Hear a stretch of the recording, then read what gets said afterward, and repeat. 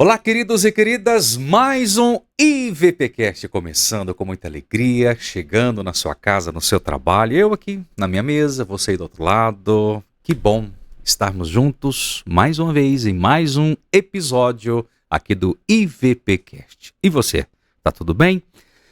Tomara que esteja, né, queridos? Mais um programa que estamos começando a partir de agora.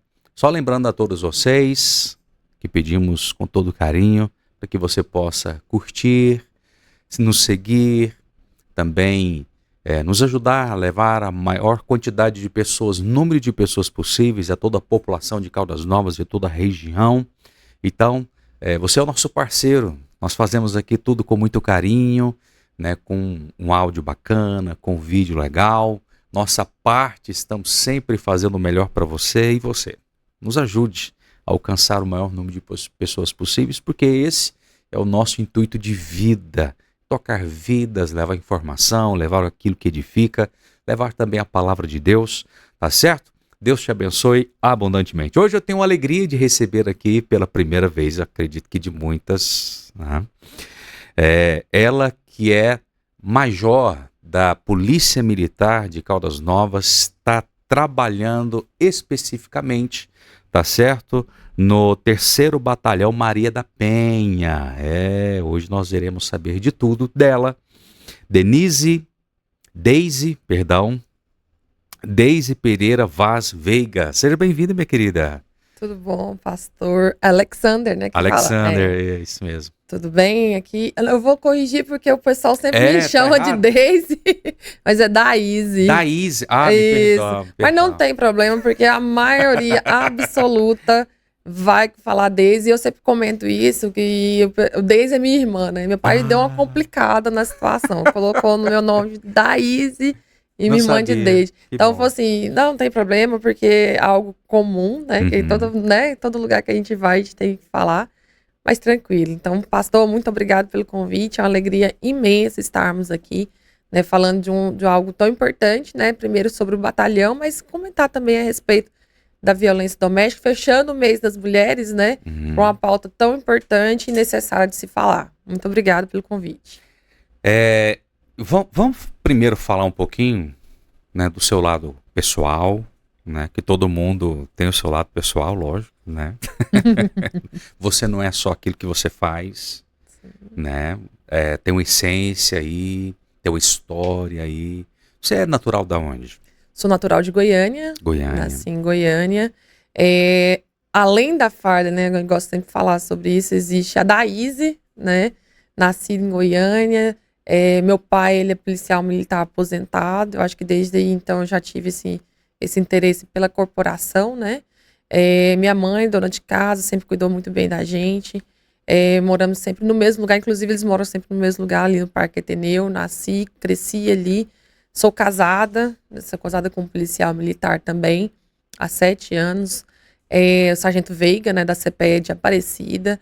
E além da farda, tem né, quando eu estava falando com o pastor a respeito da minha vida, pertenço à Igreja Presbiteriana Renovada. Ali eu faço parte da equipe de louvor, né, da Igreja Presbiteriana Renovada.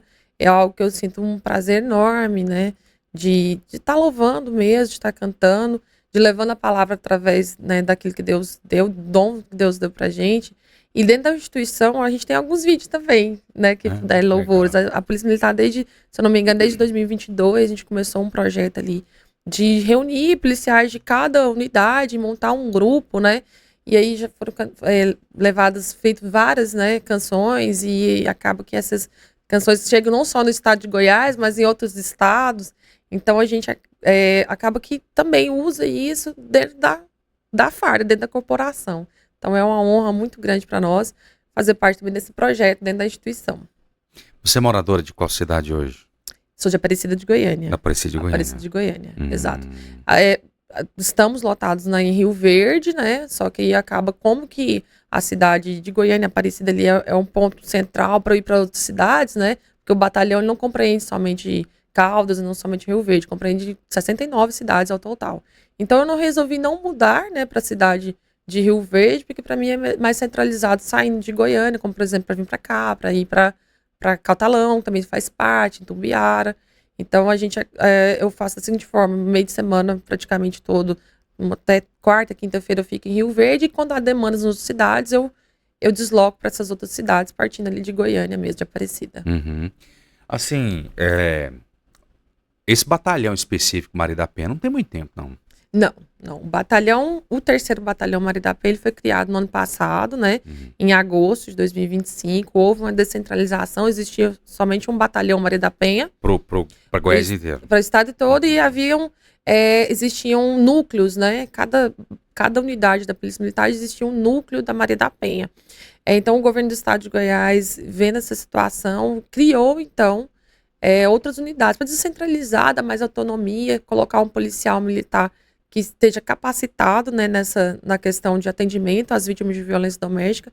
Então, criou-se, no ano passado, em agosto, mais 3 batalhões, né, que é o terceiro batalhão, que fica em sede em Rio Verde, o segundo batalhão, que fica na cidade de Goiás, né, e atende toda a região norte ali do estado, e o quarto batalhão, que fica na cidade de Águas Lindas.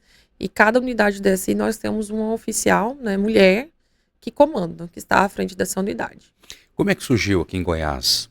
Em 2015, na verdade, iniciou-se a Patrulha Maria da Penha. Em 2015, a Coronel Silvana foi colocada à frente, né? À época, se eu não me engano, ela era major. Ela estava à frente da base administrativa, que ficava ali em Goiânia, e ali foi designado para ela, então, a criação da Patrulha Maria da Penha. Foi feito vários estudos, vislumbraram que os outros estados tinham, né, uma unidade responsável para atender as vítimas de violência doméstica. Então, em 2015, foi criada a patrulha. Eu trabalhava como CPU ali na área do Batalhão Anguera, que é o primeiro batalhão, e ela nos convidou para estar assumindo, junto com ela, essa nova unidade, né, da Polícia Militar. Então, foi criada a Patrulha Maria da Penha com o intuito, naquela época, de atender somente Goiânia. E, na época, era só a região noroeste.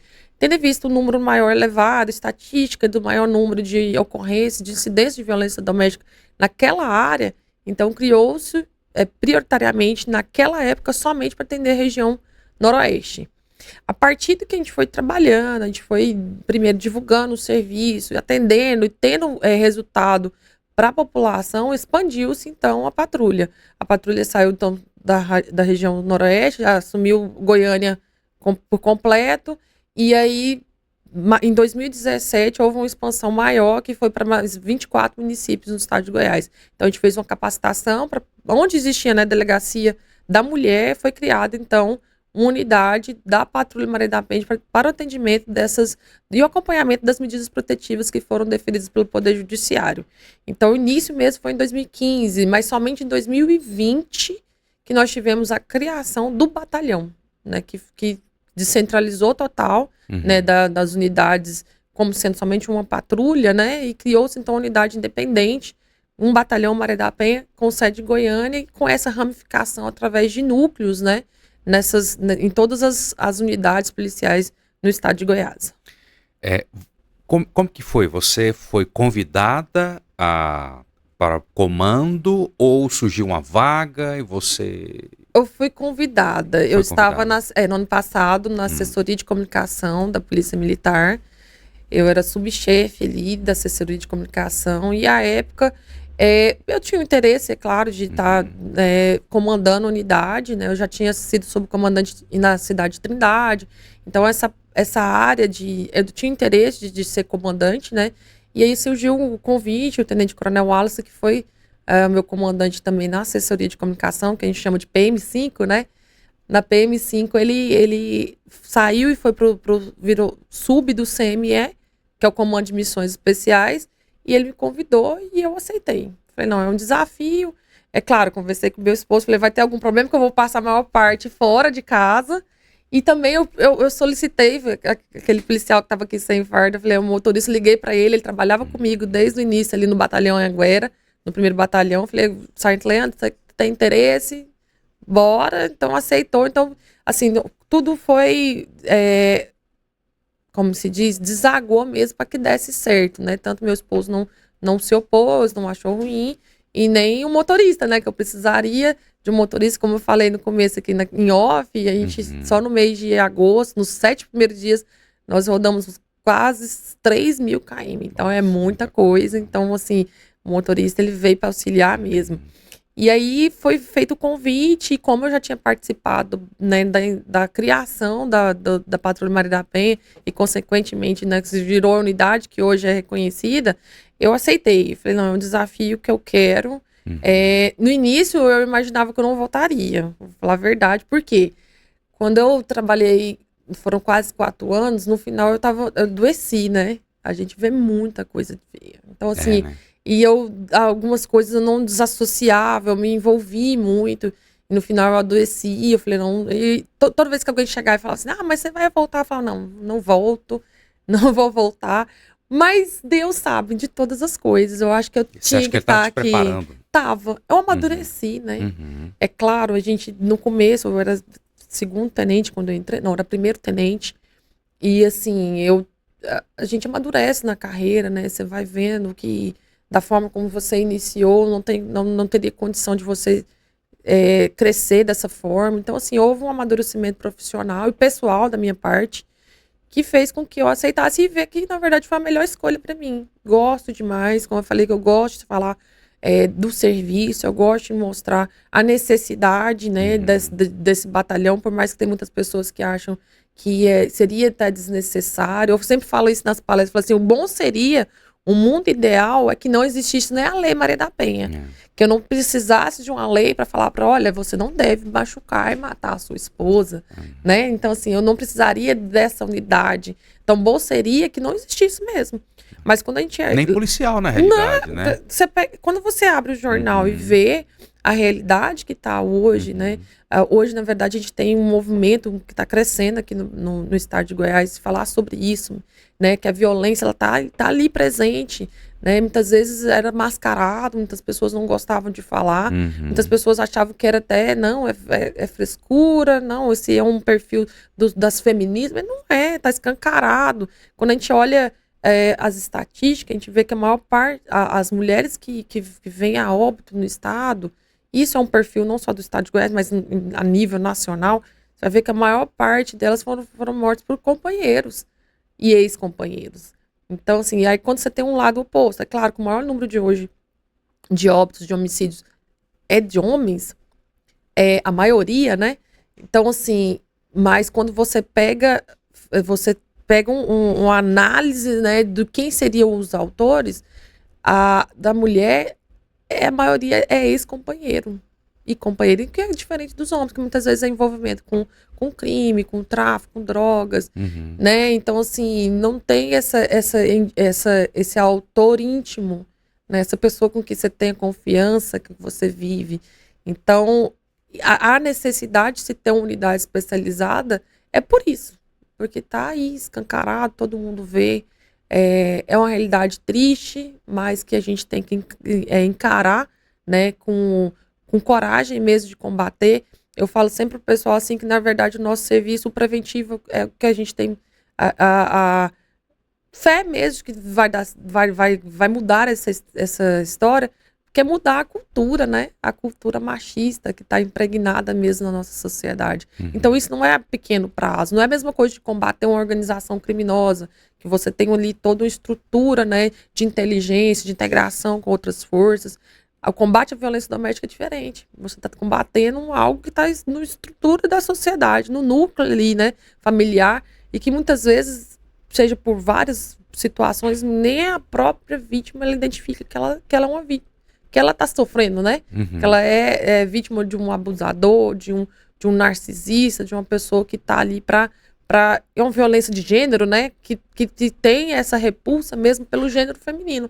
E existe. Então, assim, o nosso trabalho também é o preventivo. É alertar mesmo essas situações, porque sozinho a gente não vai conseguir, né? Se a gente não tiver essa conscientização de mudar a cabeça mesmo desses agressores e também da vítima, dela entender que aquilo que ela está passando não é normal, não romantizar, né, ações abusivas, de achar, não, peraí, ele está fazendo isso porque ele me ama demais, porque a vítima que está dentro daquele ciclo, né, que a gente fala de ciclo de violência, algo psicológico mesmo. Porque como que você vai entender, né? Uma ocorrência que nós atendemos ali, a mulher que sofre, você consegue prender aquele agressor e muitas vezes ela volta contra a polícia. Por quê? Porque existe uma dependência emocional. Que não, se ela também não passar por um tratamento, de entender isso, ela não consegue sair desse ciclo de violência. Uma pergunta. Por exemplo, a maioria dos policiais, eles vieram de batalhões, que não foi algo específico de Maria da Penha, porque é novo, né? Faz um curso? É algo mais específico? Como é que é essa questão? Não, todos possuem um curso, né? Então, nós somos uma unidade especializada, inserida hoje dentro do Comando de Missões Especiais, né? Então, ali onde está o BOP, GRAE, Choque, está a Maria da Penha também dentro desse Comando de Missões Especiais. E nós temos um curso, que é o COMAP, é o curso operacional de Maria da Penha, que inclusive ele já é ministrado dentro da academia. Então, todo policial militar que ingressa hoje dentro da instituição, dentro da corporação, ele já é habilitado, vamos dizer assim, ele é especializado em um curso operacional da Maria da Penha para atuar exatamente e saber atuar nesses casos de violência doméstica. Então, os nossos policiais hoje, eles são capacitados nesse curso. Tá, e assim, é porque assim, curiosidade, né? Tranquilo. O que fala nesse curso? Só pra população entender. Né? São várias situações. Primeiro, a gente tem hoje, né, um procedimento operacional padrão, o que não tinha. Né? Quando eu entrei em 2015, até 2017, foi criado o primeiro POP para falar sobre atendimento de violência doméstica. Nós não tínhamos. Falava-se de violência doméstica somente num procedimento chamado via de fato. Então, assim, não tinha aquela estrutura para saber como que aquele policial vai atender aquela vítima de violência doméstica. Então, hoje nós temos dentro do curso a grade de atendimento para falar sobre o procedimento operacional padrão, né, que é o geral, em que todo policial militar ele é obrigado a saber, né?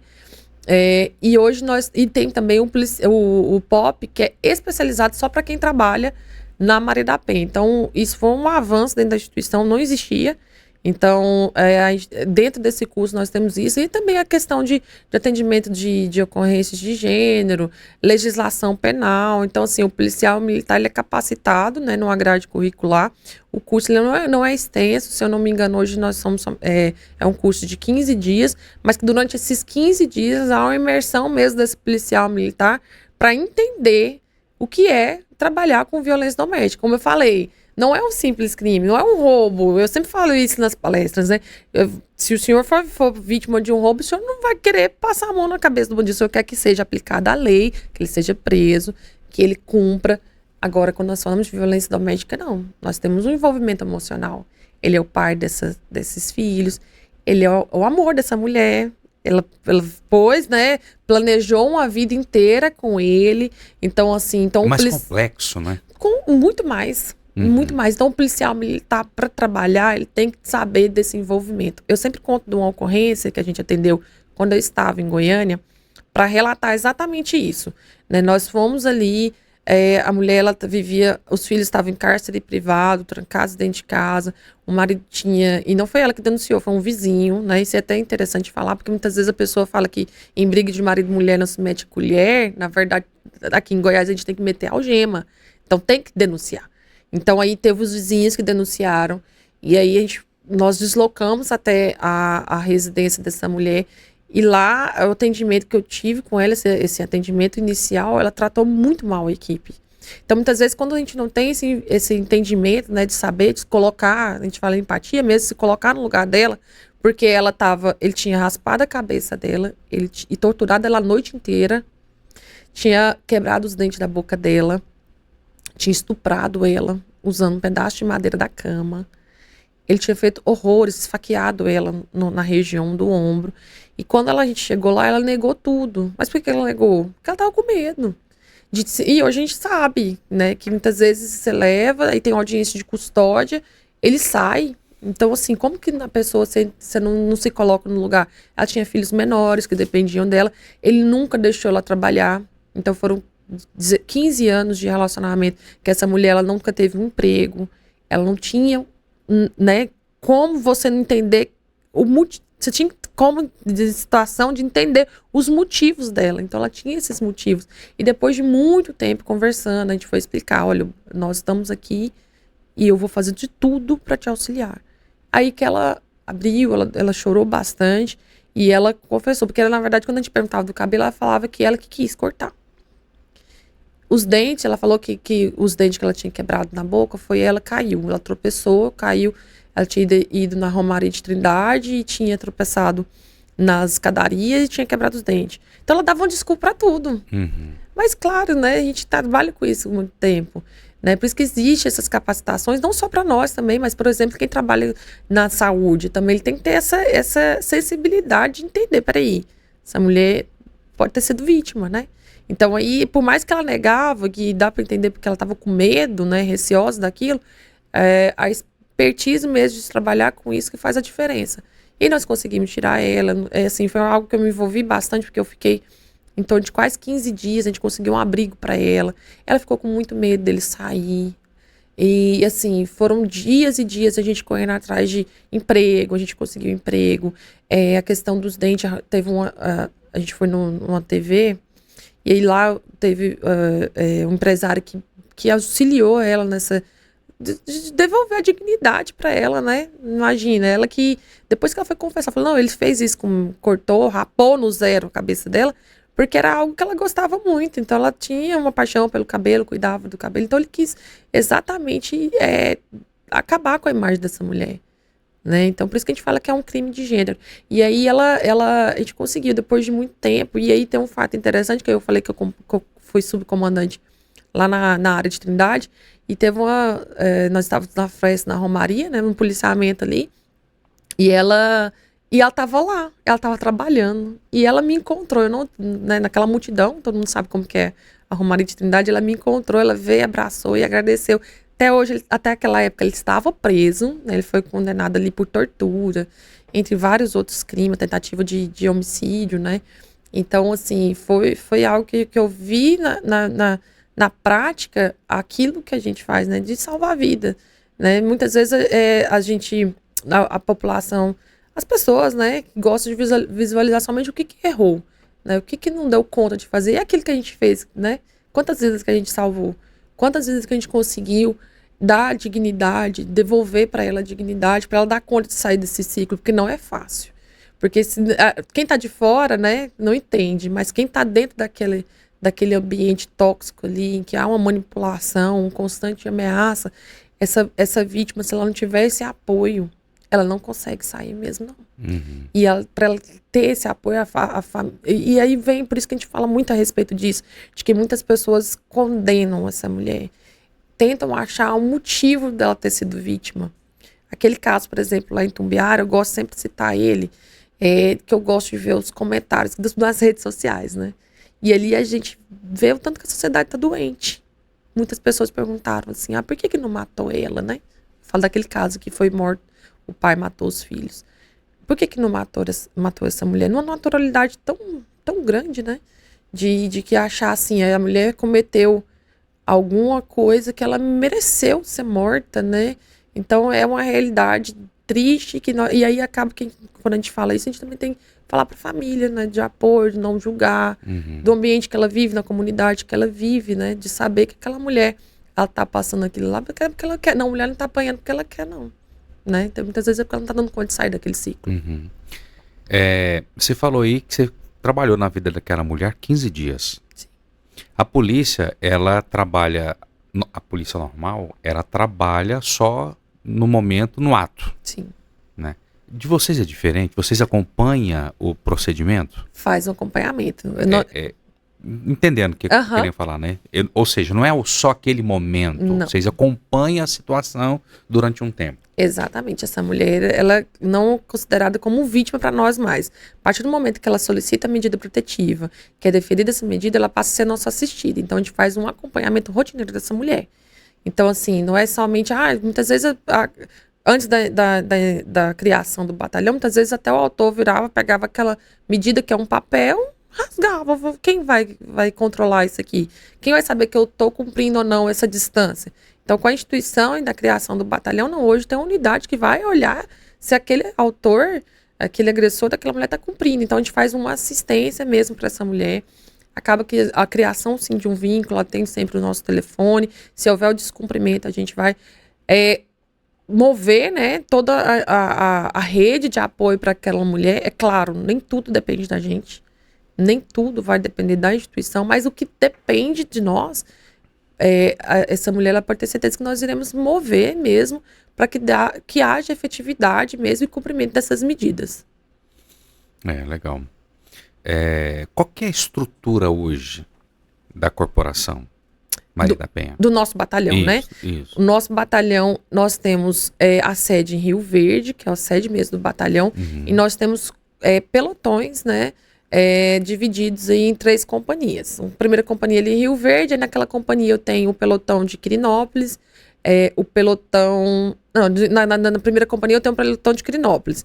Aí eu tenho a segunda companhia, que é aqui de Caldas Novas, eu tenho um pelotão aqui em Caldas Novas, em Catalão eu tenho um, em Tumbiara e Goiatuba. Então faz parte do pelotão aqui, da companhia aqui de Caldas Novas. E a terceira companhia fica em Jataí, que tem um pelotão em Jataí e Mineiros. Mas essa unidade, quando a gente fala assim, são cidades chaves, que dá um total de 8, mas essas cidades atendem todas as demais. Como eu falei, são 69, então todas as medidas protetivas, elas são encaminhadas para essa companhia e para esse pelotão. Já sabendo que é insuficiente, os homens, né? Sempre vai ser, né? Mas a quantidade de homens que trabalham com você hoje? De homens, de policiais? Isso, em geral, né? Não, eu tenho contando comigo, nós temos 22 policiais. Aí eu tenho uma aplicação. Eu tô falando que é pouco. Eu tenho uma aplicação de verba do Estado, a gente tem, né? Porque hoje a Polícia Militar, não só na Maria da Penha, mas em outras unidades, a aplicação e o aporte financeiro por parte do Estado. Então, nós temos esse aporte financeiro para aplicar o policial militar no horário de folga dele, então... para cumprir essas lacunas. Porque hoje o policial ele trabalha com regime de escala. Então, se você pensar comigo, né? Aqui nós temos a companhia aqui de Caldas e nós temos o pelotão aqui que trabalha, que inclusive é o Tenente Tenente Cajão, o Rufino, que é o Cabo Rufino que está aqui, né?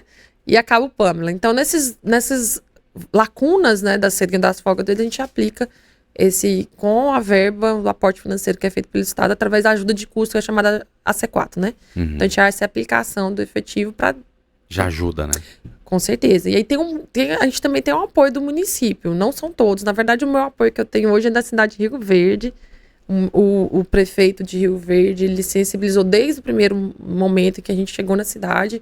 Foi feita, então, a aplicação do aporte financeiro também por parte do município ali na cidade de Rio Verde, que é o que a gente consegue dar essa efetividade. São muitas medidas, muitas mesmo. Nós temos hoje em andamento mais de 4.000 medidas protetivas na cidade toda, nas cidades, né? São 69, nós temos, são muitas. Então, sim, se não tivesse, e todo dia tá chegando. Todo dia chega medida, é claro que tem as revogações, tem aquela mulher que não quer prosseguir, né, com aquelas medidas, ela vai ali no judiciário e solicita, mas todo dia nós temos o envio, né, dessas medidas protetivas para as nossas unidades. Então são muitas. O que você vê na sua experiência que é, assim, que é o maior prejudicial hoje para o trabalho de vocês? O maior prejudicial para o nosso trabalho... eu creio assim que o que atrapalha, mas na verdade não seria o maior prejudicial, é você muitas vezes não conseguir localizar essa mulher mais, porque acaba que eu tenho que, né, envidar esforços para tentar localizá-la. Muitas vezes ela pede a medida e aí ela muda, né, pelos motivos, N motivos, né? Só que ela não informa para o Poder Judiciário, ela não informa para a Polícia Militar, porque até então ela não sabe, apesar que das medidas protetivas exige lá dentro daquele, né, porque são várias coisas que o juiz descreve ali na medida protetiva. Então, descreve para ela a questão do que aquele autor não pode, aquele agressor não pode fazer, né? As restrições que foram impostas, mas é colocado também o atendimento nosso. Então, ele tem, falando que vai ser encaminhada para a Maria da Penha, tem o encaminhamento para o CREAS, para um atendimento psicológico, psicossocial dessa mulher. E muitas vezes ela não informa, né, que ela mudou, que ela não tem mais aquele telefone, ela troca de número. Então, esse para mim é um empecilho, porque eu vou atrás dessa mulher no mínimo 3 vezes, para tentar localizá-la ainda. E aí, depois disso, que eu vou informar o judiciário, falar, olha, a assistida fulana, com processo tal, ela não foi localizada. Esse é um empecilho grande. E também a questão dos retornos, que também não é maioria, repito. O retorno com o agressor. Muitas vezes você chegar na casa da assistida para fazer esse acompanhamento e ela ter retornado com ele e simplesmente ela não informar, né? Porque na verdade está errado. Se ele não tem uma medida imposta para ele não deveria estar ali. E aí existe entendimento já de que se há esse retorno voluntário dessa mulher com esse agressor, aquela medida não teria validade. Então, apesar de a gente nós iremos levá-los até a delegacia, muitas vezes não vai dar um flagrante. Né? Isso depende também do entendimento da autoridade policial, mas muitas vezes não vai dar. Então, imagina, né? Nós estamos ali, falei, 4.000 medidas, são muitas. Eu vou pegar, né, demandar esforços, né, efetivo, o tempo desse efetivo, levar lá, muitas vezes não dá nada. Então, isso é atrapalha também o nosso serviço. E é interessante, então, até falar, né, porque que essas mulheres, primeiro, não tem interesse. Isso vai da vontade dela, ninguém vai impor, na verdade é a vontade da vítima, né? Então, se ela pediu, não tem interesse, ela tem que ir no judiciário, da mesma forma como foi solicitado, ir no balcão do judiciário e falar, olha, não tem interesse mais, eu quero pedir a revogação. E não vai ter óbice alguma, vai ter a revogação. É claro, se houver um caso muito grave de verificar que, na verdade, ela está sendo coagida. E, inclusive, uma vez aconteceu isso, quando eu estava em Goiânia. Eu lembro que a mulher foi até delegada, né, da DEAN, ela foi contar pra gente que o autor levou a mulher lá pra ela retirar, só que ele tava impondo isso pra ela. E aí todo mundo da delegacia viu, né, que na verdade ele teve uma audácia, né, de entrar dentro da delegacia da polícia e aí instigar e ameaçar a vítima para que ela retirasse aquela medida. Então, vendo essas situações, é claro que não há essa violência, né, de que essa mulher possa retirar, não vai ter óbice algum. Não vi nenhum caso, né, em que nós analisamos ali, em que foi solicitada a revogação e que o judiciário negou.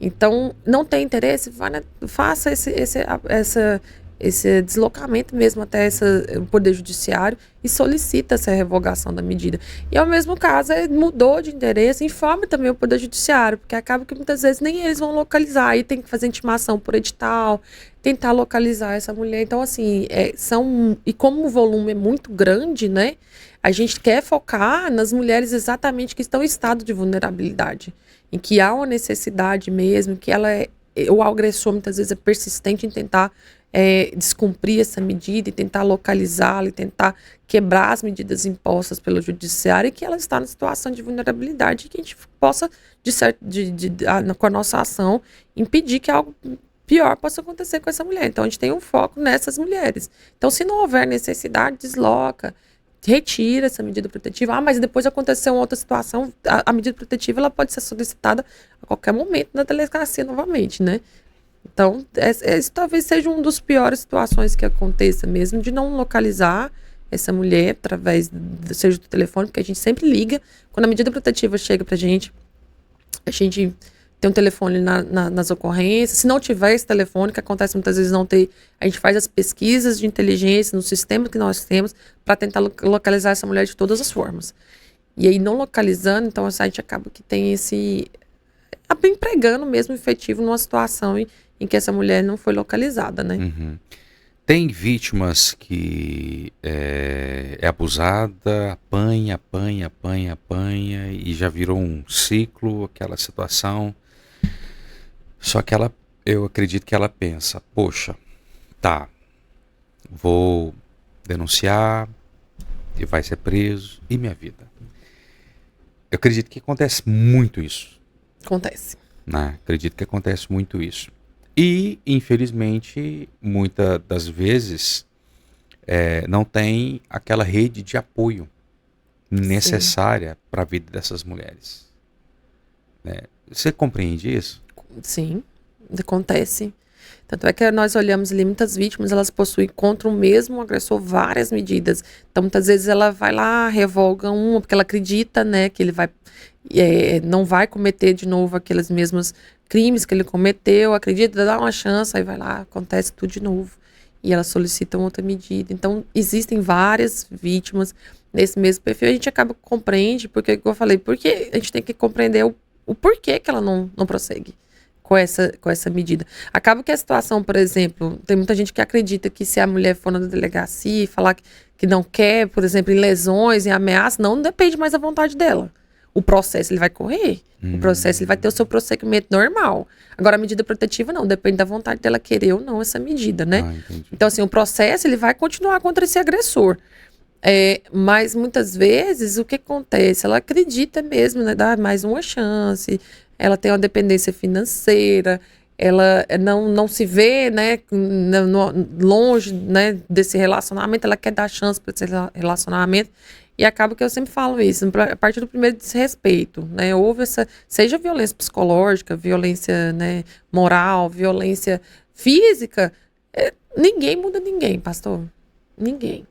Não acredite que e não subestime mesmo que ele vai falar, não vai cumprir. Ele ameaçou de matar, me matar, se matar. Não, ele não vai fazer isso não, porque não subestime o poder de uma pessoa. E a sociedade ela tá doente. Né? A gente vê aí pelo que acontece. Você vê pessoas e não escolhe classe social, né? Nós temos visto aí a questão lá de São Paulo. O tenente-coronel lá não escolhe. Então, assim, a pessoa está doente, não subestime o que ela ameaçou, né? Então, assim, é algo que a gente compreende, claro, mas a vítima ela também tem que compreender que essa situação ela está pondo a vida dela em risco. É uma situação tão complicada É, essas coisas. Por exemplo, eu acredito que a mulher tem que ter muita sabedoria também. Muita sabedoria. Onde ela vai colocar o pé. Eu falo em relacionamentos, sim, né? Porque assim, é a vida dela, é aquilo que ela está construindo. Então assim, ela tem que ter um feeling, ela tem que ver lá na frente se realmente compensa, se não compensa. Por quê? A maioria das vezes acontece o seguinte: quando acontece uma situação dessa aí, ela fala assim, olha, para mim chega, não quero mais. Aí o parceiro não aceita. Aí o buraco é mais embaixo. Porque o cara, ele tá, como você mesmo falou, ele tá doente, cheio de coisa na cabeça.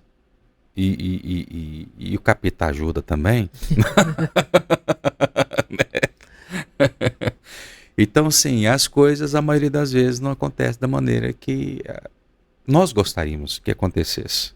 Aí vem, né, inclusive até nas redes sociais, acho que foi ontem, 2 carros, a mulher fugindo com 3 crianças atrás e o cara atrás batendo o carro no carro da mulher, entendeu? Então, assim, umas coisas, assim, absurda, que eu acho que não era para acontecer. Só que tem os dois lados. Por que a mulher aceitou? é Entendeu? complicado. É complicado. É complicado. É complicado. Por isso que eu gosto e sempre falo a questão de mudança de perspectiva. Hoje existe dentro da, da rede mesmo, né, de atenção relacionada à violência doméstica, a questão de obrigar os agressores a participar de grupos reflexivos. E isso tem dado muito certo. Isso tem acontecido? Tem acontecido. O judiciário determina, né, e se ele não cumprir, ele tem todas as consequências de não cumprimento dessas determinações. Então, assim, ele participar dos grupos reflexivos, porque muitas vezes aquele agressor, ele viveu num lar assim também. Sim. Nós temos uma sociedade dessa, eu falei, o machismo ele tá impregnado ali. Então ele viveu, então até pouco tempo se falava muito de defesa da honra. Então imagine, né, ele um crime passional. Ontem eu falei até isso no podcast que a gente participou, de eu ter uma birra, né, desse termo. De falar assim, não, o cara movido por uma paixão descontrolada foi defender a honra dele. E tem muita gente que ainda tem esse pensamento de defender a honra, né? Então, assim, isso para mudar, e por isso que eu falo, até o papel também de nós como igreja, né? De mudar essa perspectiva no cidadão, ela não é a curto prazo, vai ser a longo prazo.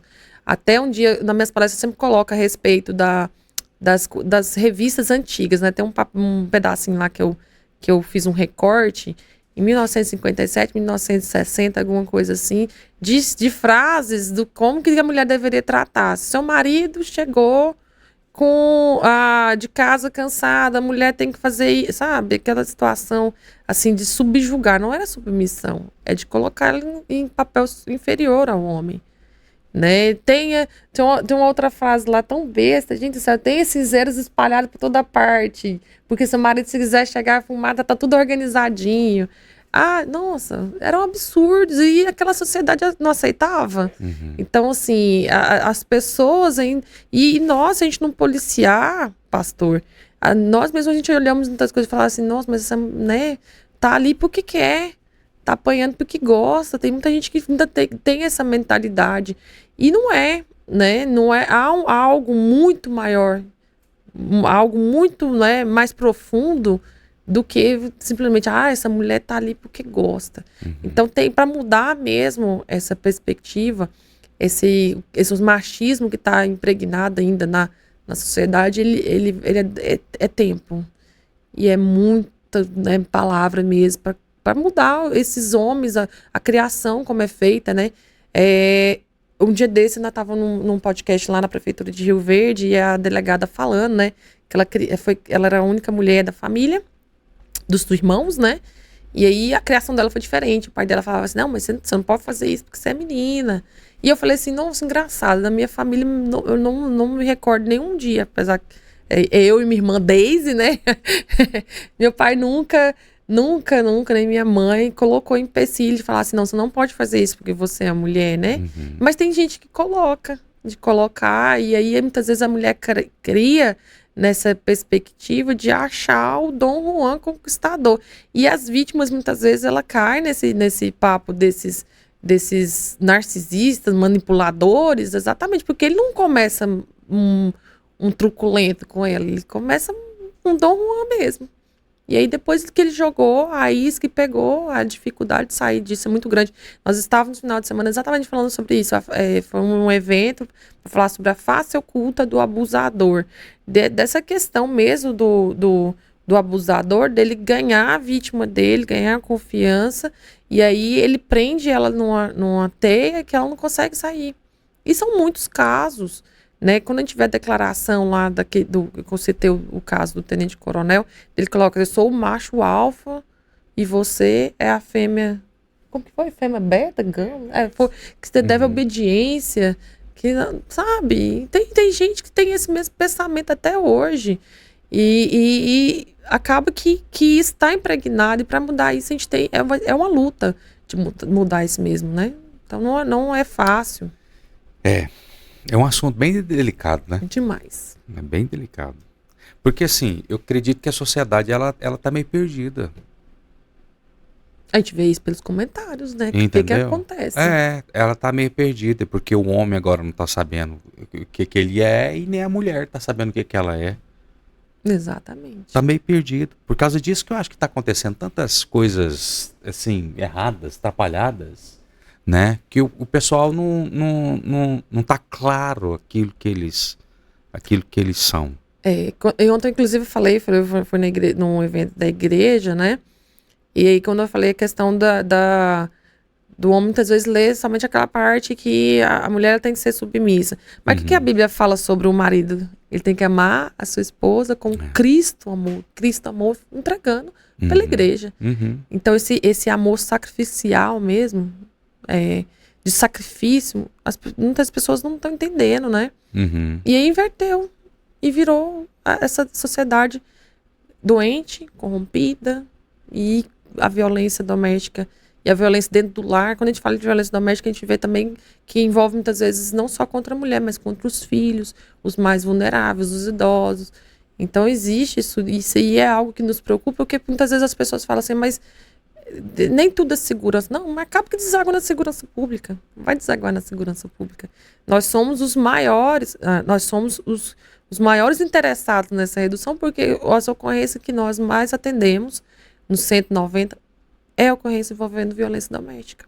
Então, o maior número hoje, é claro que hoje nós temos, e se fala muito, inclusive nós estávamos no evento no Oscar Niemeyer falando a respeito de algumas ações do governo do estado para combater mesmo o feminicídio, a violência doméstica. Quando nós olhamos um painel ali de reduções históricas, né, de roubo de veículos, de roubo de carga, roubo de instituição financeira que não existe há mais de 7 anos no estado de Goiás. Então, quando a gente fala aí, se você olha para o lado oposto, que é a questão dos feminicídios, você vê que teve um aumento em relação ao outro ano, né, o 2025 teve um aumento em relação ao ano de 2024, nós vemos ali que há um problema a ser combatido e que deságua, sim, dentro da segurança pública, e nós somos, sim, os maiores interessados, né? Mas é algo, como eu falei, repito, totalmente diferente de combater uma ocorrência, uma ocorrência de vulto, uma ocorrência que as pessoas não têm esse envolvimento de afinidade, né, íntimo com o agressor. Então, é um trabalho árduo, pastor.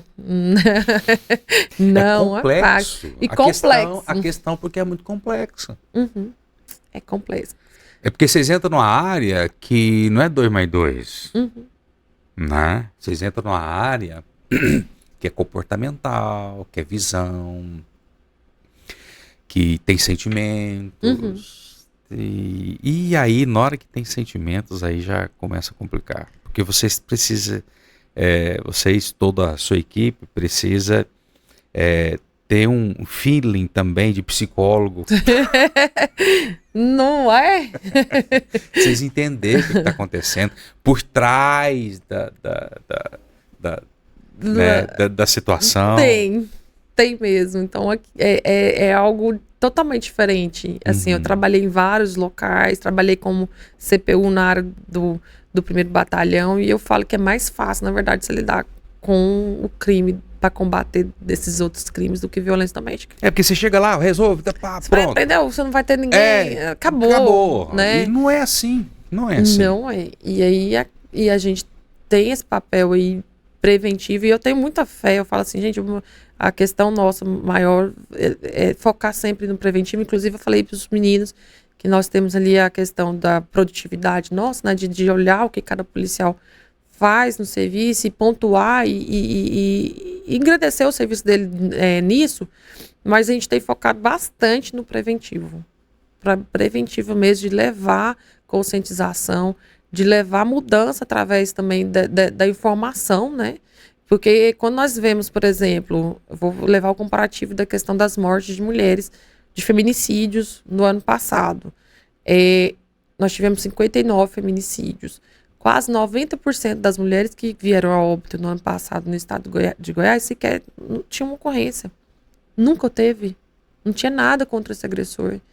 Então, quando você tem algo que acontece nos 4 cantos, e a maior parte desses crimes foram acontecidos dentro da residência, você tem um ambiente ali que ele é fechado, da pessoa, né? Então, assim, você tem quase 90% das ocorrências, sequer ela tinha registrado uma ocorrência contra aquele agressor, então é algo que preocupa, né? E aquelas que tinham medida protetiva, alguns já tinham retornado o convívio com esse agressor. É aquela questão de não acreditar. Então, assim, essa sensibilização, essa questão de preventivo, de informação, eu creio que está tomando forma. Não é só nós do batalhão que falamos isso, hoje nós temos várias outras instituições, né? Polícia Civil focada, a Guarda Civil está envolvendo também nessa questão. Onde tem guarda, né? Hoje, por exemplo, estava acabando de ver que o perfil da Guarda Civil de Rio Verde, eles estavam postando um vídeo exatamente sobre isso. Então, hoje existe um movimento que está crescendo, e isso é muito bom. Não só mulheres falarem, mas homens também tomarem posição de combater através disso, né, da informação, porque nós não estamos lidando mesmo com um crime comum, um crime em que não há esse envolvimento, né? e que, no meu ver, é mais fácil de se combater, né? Já trabalhei muito com outros tipos de crime e é muito mais fácil do que você lidar com essas questões, né, de íntimo familiar, né, nessas questões familiares. Você acabou de falar, 90% desses feminicídios nunca passou pela mão da PM. De ninguém. Né? De ninguém. Então, assim, isso é muito preocupante. Demais. Né? Porque mostra o quê? Eles não acreditam, né? Ou não têm informação, que também é terrível isso. Com certeza. Talvez exatamente. É claro que a gente não pode falar com 100% de certeza, mas provavelmente ou ela não se identificou como vítima e acreditou, ou ela se viu desamparada de achar, não, como que eu vou fazer isso? E vai fazer o que na minha vida? Quem vai me apoiar?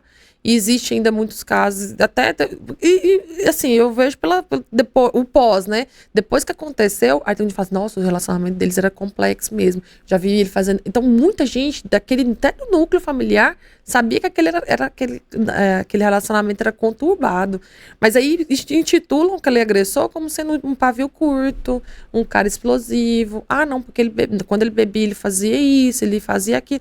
Mas ninguém, na verdade, naquele núcleo visualizou que aquilo poderia gerar, né, a consequência do que aconteceu. E aí, a meu ver, né, pelo tempo que a gente trabalha com isso, são as das causas, os motivos de não ter, né, de ter essa subnotificação mesmo desses crimes.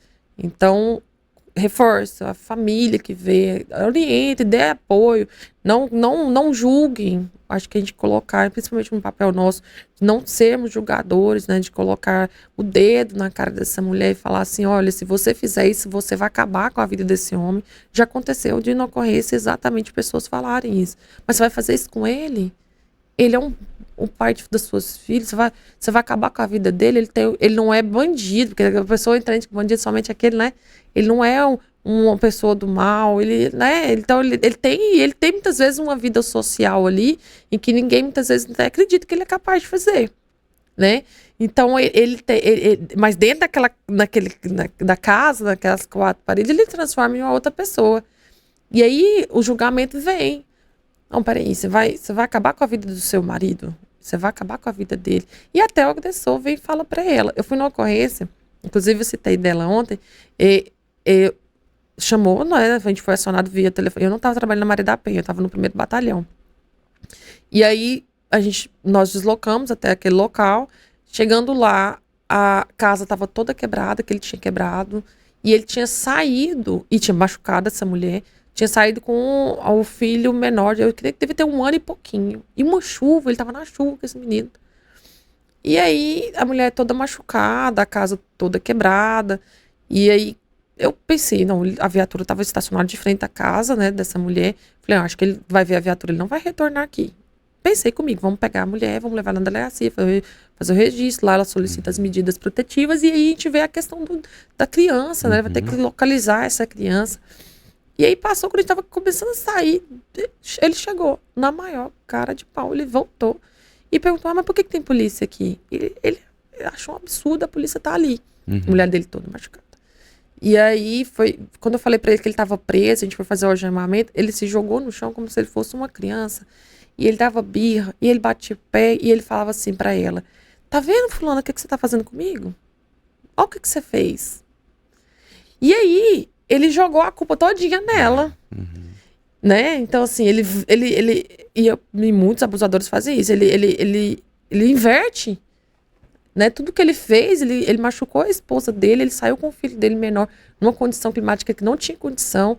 Ele quebrou a casa dele todinha, ele inverteu uma coisa. E aí tem muita gente que não tá vendo aquilo, porque muitas vezes ele é um cara bom, ele é um bom amigo, ele é um bom filho pra mãe dele, né? Mas ele é um péssimo marido, ele bateu na esposa dele, mas aí a culpa joga toda nas costas desse vídeo. Mas você vai fazer isso?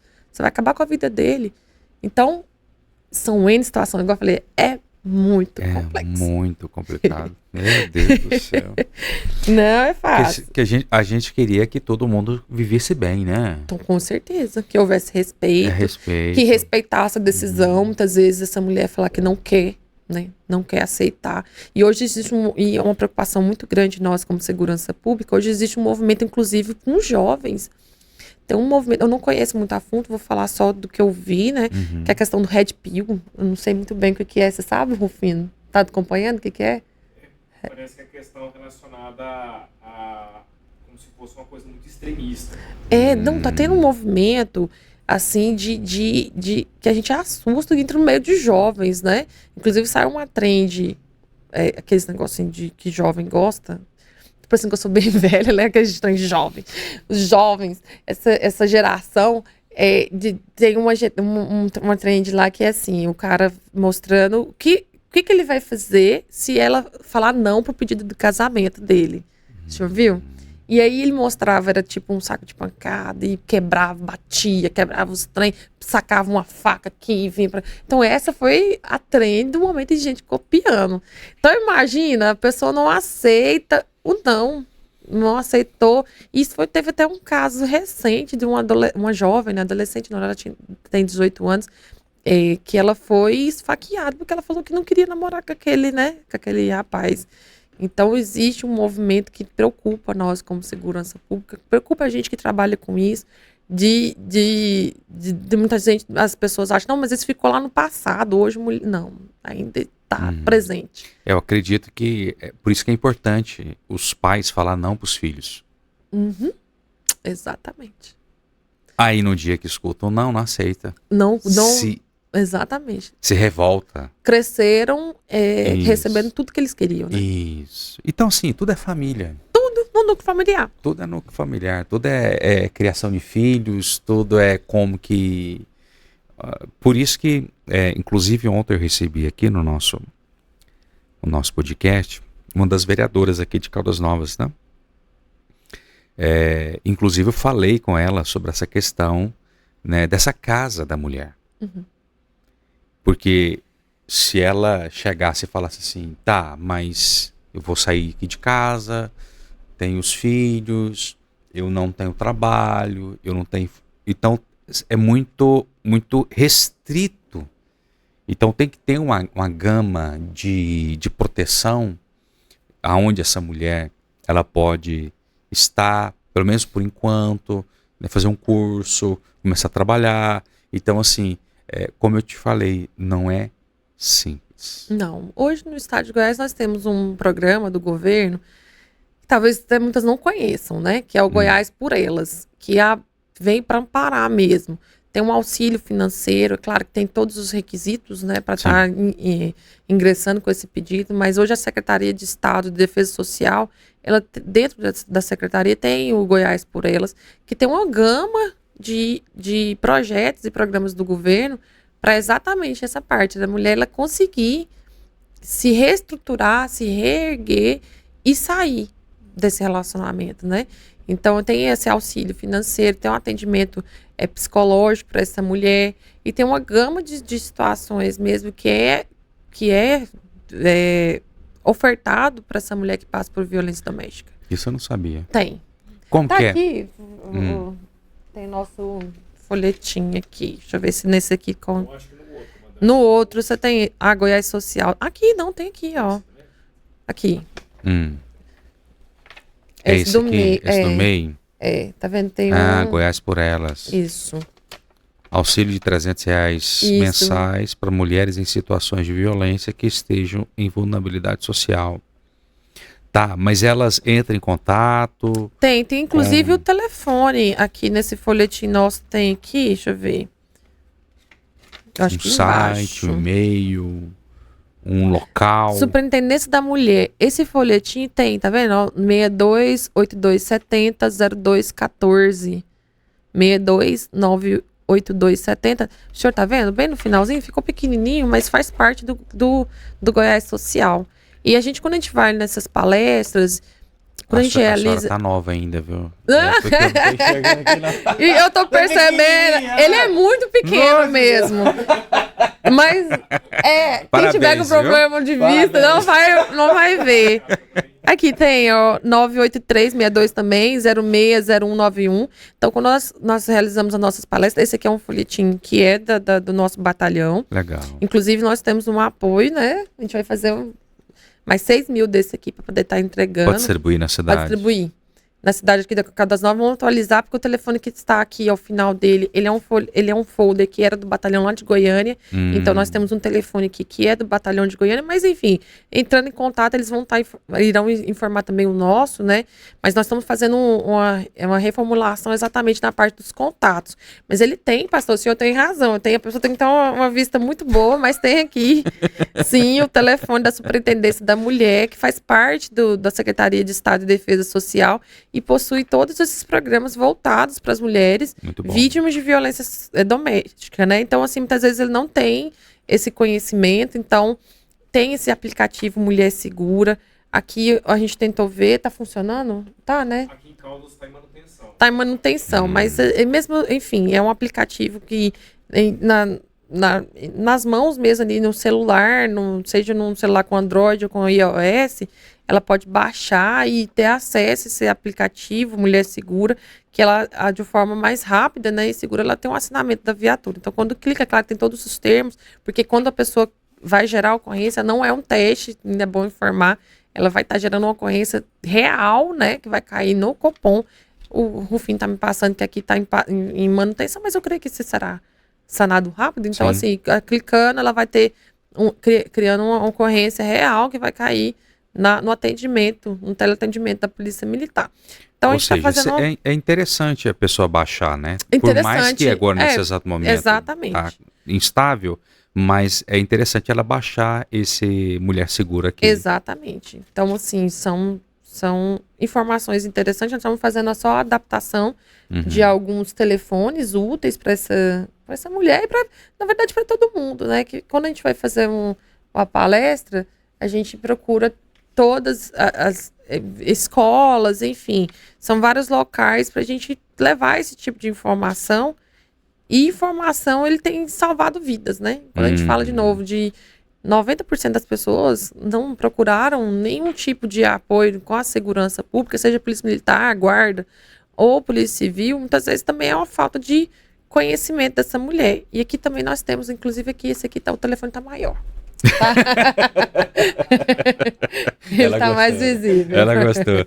Deixa eu te fazer uma pergunta. Eu tô vendo aqui o folheto. Interessante isso aqui, viu? É legal. Sobre essa violência. Tem vários tipos de violência: física, psicológica, moral, patrimonial, sexual. O que vocês mais atendem? A violência moral. Calúnia, difamação, injúria. Ele é um número maior de ocorrências no âmbito, né, de violência doméstica. Depois vem a violência física, né? Também está em segundo lugar aí. A psicológica hoje acaba que muitas pessoas não têm nem noção dela, né? Muitas vezes ela não tem conhecimento. Aquela em que há atingindo a autoestima dessa mulher, né? Muitas vezes através também até de difamação, injúria, muitas vezes a mulher ela não identifica. E acha, igual eu falei, romantiza ou acha que é um comportamento normal, é porque ele é muito ciumento. Então muitas vezes coloca justificativos para aquela violência, ela não reconhece. Então nós temos um número menor de registros de violência psicológica, mas o maior mesmo seria a violência moral, né? Então são esses os tipos. Acaba que esse folhetim aqui ele é bem, bem elucidativo e a gente gosta sempre de levar para os nossos palestras, os eventos que a gente participa. Aqui tem algo aqui também, violentômetro. Violentômetro. Qual que é a dica que você dá para a mulher? Você fala assim, olha, aqui é o limite, aqui você já precisa procurar o nosso batalhão, Maria da Penha. Eu acho que desde a primeira palavra ofensiva, e tá lá em cima, tá vendo? Piada, chantageando. Desde esse primeiro aqui, ela tem que tomar cuidado. Porque muitas vezes a pessoa pensa, igual eu falei, romantiza, acha que, não, esse aqui é coisa de casal, né? Um ciúme excessivo é uma coisa de casal. Mas desde que isso esteja como se diz, te dominando, te fazendo dominar a respeito dessas situações, ou até mesmo acabando com a sua imagem, essa é um tipo de violência. Eu sempre falo assim, acabou o respeito, pastor, acabou. um relacionamento. A partir do momento que a pessoa ela começa a ridicularizar e humilhar essa pessoa, o respeito ele acabou. E o relacionamento, ele, infelizmente, quando ele caminha para isso, e quando as pessoas falam, a violência física, na verdade, para chegar no ápice da violência física, ela teve uma crescente. Ela não começou, ele não começou com tapa, não começou com uma violência física, ele começou com essa parte aqui, ó, de humilhar essa mulher em público. Teve nesse evento que eu fui, que é no sábado, que era a face oculta do abusador, né? Teve uma mulher que, a palestrante, né, que ela passou um vídeo lá que eu achei interessante. Era uma mulher que ela foi vítima exatamente dessas questões, piada ofensiva, o marido tinha vergonha, eles não andavam lado a lado. E aí ela viveu a vida inteira dela desse jeito. Aí um dia ela descobriu, ele estava tendo um amante. E aí lá ele sofreu um AVC com essa amante. E ela teve que cuidar dele. Ela exerceu um amor que está escrito na Bíblia, né? Mas é a esposa? Esposa. A esposa cuidou dele. E ela falou assim, uma da orientação que ela falou assim, eu não dou esse conselho para ninguém do que eu tô fazendo. Você não é obrigada a isso. Mas eu tô fazendo porque ela já estava de idade, ela viveu a vida inteira, né? E aí no final lá, ele dependeu pra tudo. Dependia pra ir no banheiro, dependia pra tudo. Ele virou um estado vegetativo. Mas ela fala, e a parte que eu achei, ela fala assim, eu não te recomendo, eu não te dou esse conselho. Você que é jovem, que vive isso, não te dou esse conselho de viver a vida toda sendo humilhada, né? Então eu achei interessante, porque quando falou assim, qual que é o máximo? Eu acho que a partir do momento que você está sentindo que está sendo humilhada mesmo numa relação, ninguém tem que suportar isso, pastor. Ninguém tem que aguentar isso. E viver a vida inteira, depois muitas vezes chegar lá no final, como ela chegou.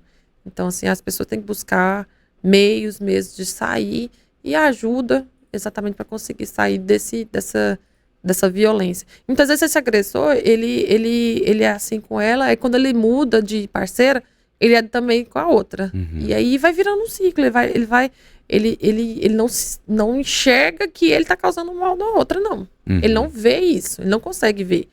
Igual eu falei da ocorrência, ele chorou e falou, fulana, você tá fazendo isso comigo? No fundo ele se viu que a vítima em tudo isso era ele.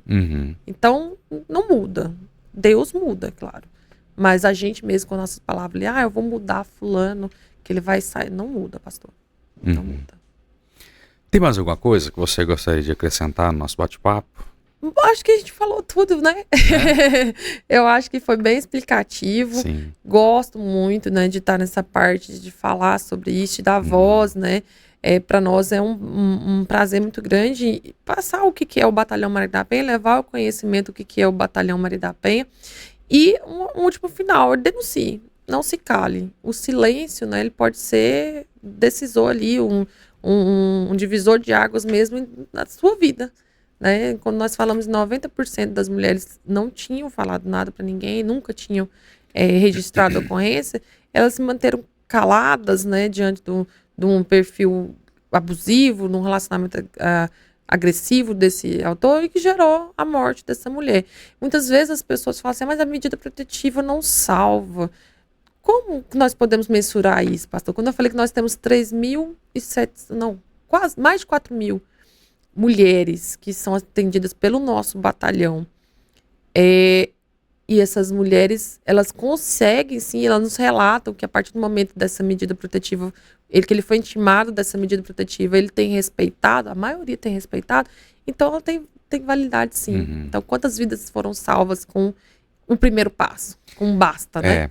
Deixa eu te fazer uma pergunta. Eu queria saber qual que é a sua visão daquilo que você está enxergando hoje, como comandante, né, da Maria da Penha. A sociedade vê a Maria da Penha, o homem, como, é prejudicial. E a mulher, como que ela vê? É um órgão que vai me ajudar, vai me proteger. Como que você vê que as pessoas têm visto esses dias? A mulher, ela eu falo assim pelos relatos, né, de que elas mandam pra gente, mandam pras viaturas das unidades que a gente tem, e são relatos, assim, de agradecimento, a maioria agradece o trabalho, Ou seja, ela entende. Ela entende. Entende, sim. Exatamente, aquelas mulheres que querem, sim, a medida protetiva. Vão existir, eu falo que é uma pequena parcela que vai falar que não quer o atendimento, que ela vai revogar essa medida. É uma parcela pequena, mas aquelas que é atendida, aquelas que são atendidas, né, pelo Batalhão Maria da Penha, elas demonstram sempre, assim, um carinho muito grande pela equipe, né, temos esse feedback mesmo dela entender o apoio, de agradecer mesmo o apoio. E o agressor, ele na verdade, inclusive teve um que a gente prendeu agora em Rio Verde, semana passada, eu participei da ocorrência também junto com os meninos, ele achou um absurdo. E vai sempre achar. Eu sempre falo isso, gente, se depender, eu falo, mas muitas vezes a gente tá enxugando já, ele falou, se depender de enxugar e prender esse homem 10 vezes, nós vamos prender. Nós estamos aqui para isso. Então, assim, é claro que eu falei, não depende só da gente de mantê-lo preso, né? E não depende da gente, por exemplo, dele sair dali com a tornozeleira, dela sair com o botão do pânico. Acabou que a gente não falou, né? A respeito da... Existe, é verdade. É um ponto importante. Nós temos hoje, claro que é tudo determinado pelo Poder Judiciário, ele vai analisar, né, a questão da necessidade de se instalar a tornozeleira e entregar o botão do pânico para essa mulher. Então, é um mecanismo... É que é isso? Quando eu fui chamar você aqui, quando eu chamei você aqui, eu fui pesquisar algumas coisas, né? E eu nunca tinha ouvido falar desse botão do pânico. Eu não sei se é o que eu estou mal informado demais na conta, ou se é algo novo, ou não é muito divulgado.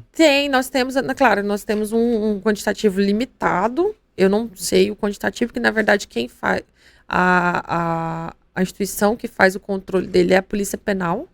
Então a Polícia Penal, ela que entrega tanto o botão do pânico para essa mulher, quanto a instalação dessa tornozeleira, e essa monitoramento também é tudo feito por eles. Nós temos uma central, né, da Polícia Penal que fica para monitoramento de tornozeleira eletrônica.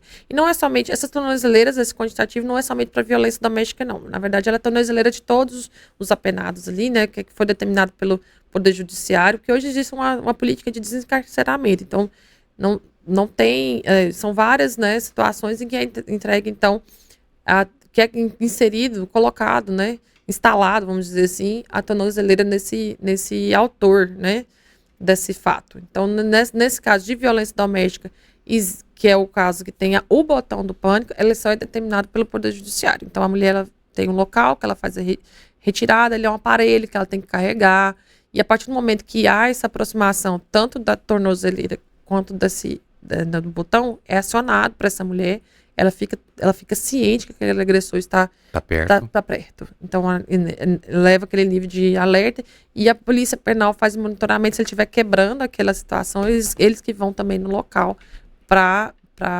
prender esse autor, né? Por descumprimento dessa medida que foi imposta, né? Ele tem ali, ele não pode chegar a 500 metros, e aí ele pega e entra naquele raio, ele está descumprindo o que foi determinado pelo Poder Judiciário. E aí as consequências, é claro, que é determinado também pelo Poder Judiciário com a análise do que ele fez, né? Esse botão de pânico é o quê? Estilo um celular, alguma coisa? Pra falar a verdade pro senhor, eu nunca vi esse botão do pânico, você já viu? Não. Parece que é como se fosse uma caixinha com um botãozinho mesmo. Ah, é? Uma caixinha, um botãozinho. Nunca vi. Agora, a tornozeleira é visível, todo mundo já viu, né? Mas o botão do pânico eu nunca tinha oportunidade ainda de ver, de tocar, ainda não. Então o Rufino já viu aqui. Aqui a gente tem, não tem? Mulheres com botão do pânico? Aqui tem. Inclusive nós atendemos umas 2 assistidas que tem. 2 assistidas que tem botão do pânico. Muito bem, obrigado. Deus te abençoe. Amém. Sua casa, sua família, seu trabalho, que você tenha muita sabedoria, toda a sua equipe tenha muita sabedoria para fazer aquilo que precisa ser feito da melhor maneira possível. E nosso canal aqui de comunicação, nossa mesa aqui sempre estará disponível para vocês, tá bom? Pastor, eu que agradeço. Me coloco novamente à disposição, o que tiver, né, ao meu alcance, para a gente estar aqui falando de novo, ou em qualquer outra situação, nós do 3º Batalhão Maria da Penha, nós estamos à disposição. Se acontecer alguma situação com alguma mulher aqui em Caldas Novas, que você vê que é importante estar abrangendo, falando, assim, guardando a vítima, sem nomes, mas o exemplo. Sim. né? Acredito que o exemplo é muito, muito bom, muito... e se quiser entrar em contato com a gente... Claro. Então, Claro, a gente está à disposição, o que tiver de novidade, porque na verdade tudo é cíclico, né? Tudo muda, então Sim. assim, se tiver alguma mudança, se tiver alguma novidade, né? Porque o governo do estado de Goiás, ele está sempre atento de implementações de políticas públicas mesmo, para evitar, para não ter essa reincidência, ou de evitar a questão da criminalidade relacionada à violência doméstica, que tiver, está à disposição para estar trazendo esclarecimento. tá bom, obrigado, viu? Eu que agradeço. É isso aí, pessoal. Um grande abraço para vocês. Muito obrigado mais uma vez. Feito com muito carinho aqui para vocês. Mais um episódio do IVPcast. Lembrando que toda terça e toda quinta-feira, às 19 horas, no ar para todos vocês. Tchau, tchau.